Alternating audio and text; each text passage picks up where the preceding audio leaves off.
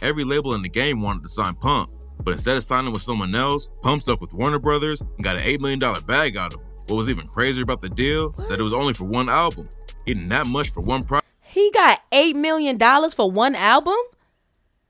They gave this $8 million for hot garbage? Nah, it's no way. Let me go back. Cause what? I mean, they said it was an issue with the contract, but still, $8 million? What up, YouTube? What up, YouTube? You clicked the title, you read the page. Whatever happened to Lil Pump? Yo, listen, I don't know if it's me, but rappers nowadays, it's like they got like a year probation. Let me say, right? And within that year, they be out of here. It kind of discouraged me from music. It made me stop doing music because I'm like, yo, rap don't last long. YouTube does. Listen, subscribe for the vibe. The downfall of Lil Pump. Shout out to hip hop content. Let's get to it. Pump went from being the face of SoundCloud rappers and racking up billions of streams to falling off the face of the earth, losing his whole fan base within just a couple of years. So where did it all go wrong? This is the wild story of how Lil Pump fumbled the bag and destroyed his career in record time. Let's get right into it. Yo, I'm weak, not in record time. Yo, I'm screaming. Lil Pump had a crazy childhood coming up in Miami. His parents came over from Colombia, but they divorced when Pump was 6, and he started getting wild. He was always in trouble at school, and it only got worse when he linked up with his homie Smoke Perp. Pump's cousin Lil Aminus introduced him to Smoke Perp when he was around 13, and the two of them hit it off from the jump. Pump was already making music and trying to be a producer, but Pump never thought about taking the rap game seriously. Pump was getting kicked out of schools all the time, and eventually had to enroll in an opportunity high school, which is basically just a secondary school where they put all the worst kids who can't stay out of trouble. But Pump was too wild for that, and he was kicked out in his sophomore year for getting into fights and starting to riot. By that time, Smoke Perp was already going hard with his music, and before Pump ever hopped in the booth, rap fans already knew him as the wild dude who Yo, that shit crazy. I don't listen to Smoke Perp or Lil Pump. Drop a comment. You listen to one of them? always hung out with Smoke Perp. Eventually, Smoke Perp convinced Pump to freestyle over a beat he produced, and the track became Pump's debut single on SoundCloud. His first track ran up decent numbers, and that's when Pump knew he could actually make it in the industry. He followed it up with tracks like Elementary, Gang, Yo, that was him? and the track became Pump's debut. Pump ever hopped in the booth. Hold on, that don't even look like Lil Pump. Rap fans already knew him as the wild dude who always hung out with Smoke Perp. Eventually, Smoke Perp convinced Look at Pump that. to freestyle over a beat he produced, and the track became Pump's debut single on SoundCloud. His first track ran up. I cannot believe that this is how Lil Pump looked. And I'm going to say this. If he would have stayed like this, like a regular guy without all the extra gimmicky shit, he might have still been around. Up decent numbers, and that's when Pump knew he could actually make it in the industry. He followed it up with tracks like Elementary, Gang Shit, and Ignorant, and each one of them racked up millions of plays. Pump only had a few tracks out, but his name was already buzzing like crazy, and in 2016, he co-headlined the No Jumper tour and even performed at Rolling Loud. A No Jumper tour? Yo, No Jumper had a tour? Yo, that's crazy. I never heard of that. That's fire. Pump kept the momentum going with tracks like D-Rose and Boss. Both songs went crazy on SoundCloud, and D-Rose popped off even more after Pump linked up with Lyrical Lemonade for the music video. Pump was making a name for himself in the rap game. He was making headlines for acting wild on social media too. Thousands of people were following just to watch him drink lean and destroy hotel rooms. And this is the problem. And somebody asked me the other day, TT, what's taking you so long? You've been doing this YouTube shit for so long, because I refuse to do dumb shit like this. You will never, let me not say never, because if I'm drunk, that's different. But even still, you would never see me purposely throw a TV in the pool. Like, you know what I would do? I would give that TV away. Hey, you need a TV? Here. This is just ignorance. And if that's what I got to do to make it, then it's just going to take me forever, baby. And I'm fine with that. Well, not forever. That's crazy. But it's just going to take me longer than usual, you know?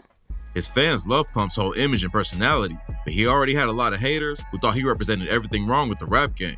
But Pump's haters gave him just as much attention as his fans, and all the buzz on his name led to him signing a deal with Warner Brothers Records when he was still just 16 years old. His debut album was supposed to drop in August 2017, but the record got pushed back, and instead, he released the track that changed everything. By August 2017, Lil Pump was already on his way up. He'd only been in the game for a year, but had millions of streams, a tour, and a major record deal all before he turned 17. A lot of people thought his career would fade out fast, but then Pump dropped Gucci Gang. Pump had some hits already, but Gucci Gang was next level. The video hit 1 billion plays on YouTube and launched Pump into the mainstream spotlight. And in 2017, you couldn't go anywhere without hearing the track. I ain't gonna lie, that bring back memories. I ain't gonna lie. That was a fire song. But here's the thing, and this is what I struggle with too as a rapper, so I can speak on it. It's hard to find a song. You gotta create a song that's gonna last forever. Like let's bring up Big Glow, Gorilla, right? F&F, Fuck Nigga Free. That's a classic. That's why I was Grammy nominated. That song is gonna be around for a long time. I still listen to I'm F-R-E-E. That's a classic, timeless record. Gucci Gang, I would not play that right now. Now if it was Nike Gang, maybe. Niggas ain't buying Gucci, bro. Niggas is broke. You know what I'm saying? It's just one of it. It's like you gotta be relatable to everybody to be around for a long time. More haters jumped in and said Pump and other SoundCloud rappers were killing hip-hop, but Pump was impressed about him. He was at the top of the game, and his fan base was growing every day. A lot of rappers weren't rocking with the new generation, but Pump still got features from legends like Gucci Mane, Chief Keef, and 2 Chainz for his debut album. The record dropped in October 2017 and debuted at number 3 on the Billboard 200.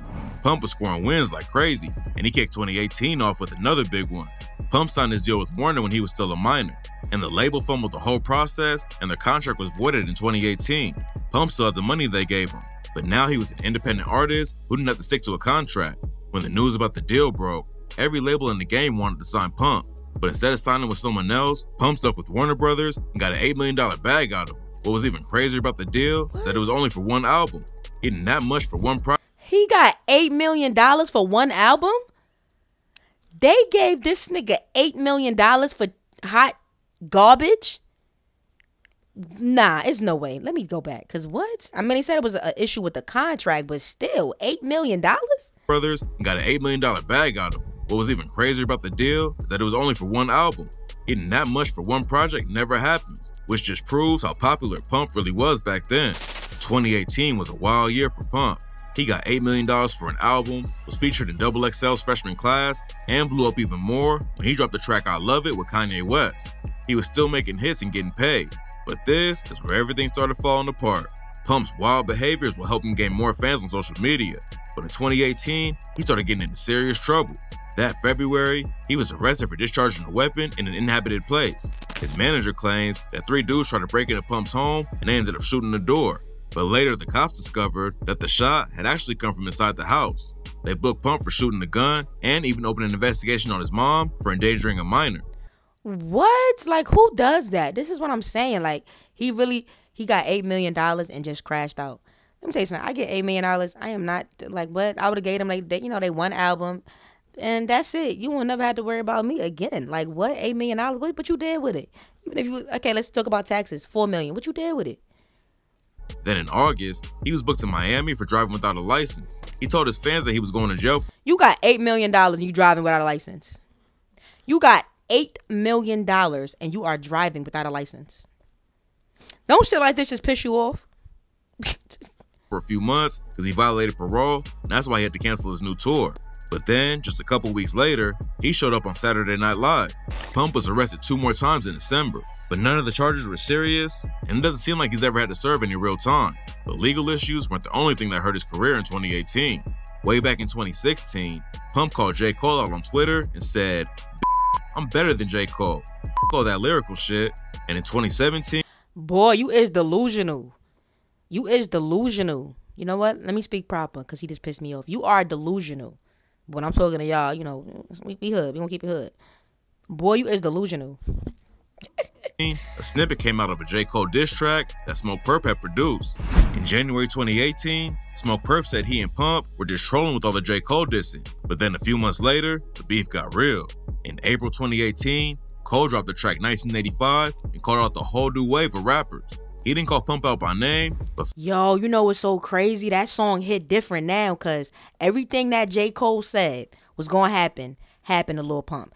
Everything that J. Cole said in that diss song happened to Lil Pump. That's crazy. J. Cole called it. He called it. Fans connected a few bars to him like, "I'm just telling you it's probably going to happen when you rapping about the type of shit you rapping about. It's a faster route to the bottom." I wish you good luck. I'm hoping for your sake that you ain't as dumb as you look. But if it's really true what people saying, and you call yourself playing with my name, then I really know you trust. I'll be around forever, cause my skills is tip top. To any amateur that wanna get rocked, just remember what I told you when your shit flop. In 5 years, you gonna be on Love and Hip Hop. Pump clap back and clown Cole for dissing a 17-year-old. Get so much props. You diss a 17-year-old. Shut your ass up. This lame ass nigga, you just threw shots at him. You was talking mad shit. Now the moment he responded to you, oh, look at you talking to a 17-year-old. Shut your ass up. He is delusional. Lame ass jit. Fans thought Pump might send another diss track, but the beef got squashed before the situation really heated up, and they even sat down for an interview together. The end of 2018 was rough for Pump. He was called out for being racist against Asians when he previewed the track Butterfly Doors and said things like Ching Chong and they call me Yao Ming because my eyes real low. There was a lot of backlash online, and Pump came out with an apology video on IG and changed the lyrics. I don't feel like mad rappers said that before.